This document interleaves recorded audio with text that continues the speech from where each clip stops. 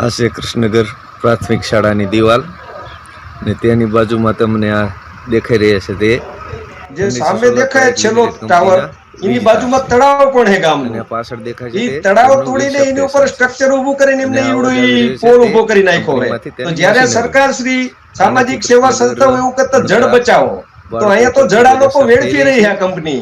તો શા માટે આ એનએસી સોલર પ્રાઇવેટ લિમિટેડ કંપનીને કયા અધિકારીઓ સાવરી રહ્યા છે તે પણ એક ગૂંચવણ ભર્યો પ્રશ્ન છે કે આ કઈ રીતે જો સ્કૂલની બાજુમાંથી પસાર થઈ રહ્યા છે વાયરો, આ ખરેખર નિયમોની વિરુદ્ધ છે.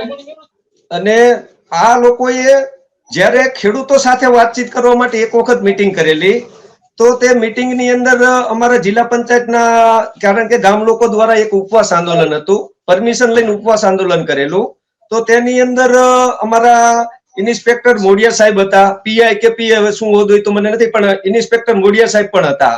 સાથે અમારા જિલ્લા પંચાયતના સદસ્ય સત્રસિંહજી ગુંજારિયા પણ હતા. અમારા તાલુકા પંચાયતના પ્રમુખ શ્રી છે તેમના પતિદેવ પણ હતા. અને આ લોકોએ અમને ખેડૂતોને ટાઢા પડવા માટેથી એવી વાત કરેલ કે જે તમારે કૃષ્ણનગર આવવા જવાના રસ્તાઓ અમારાથી જે ડેમેજ થયા છે તે અમે તમને રિપેરિંગ કરી આપશું. અને એ લોકો લાઈવમાં બોલે છે પણ ખરા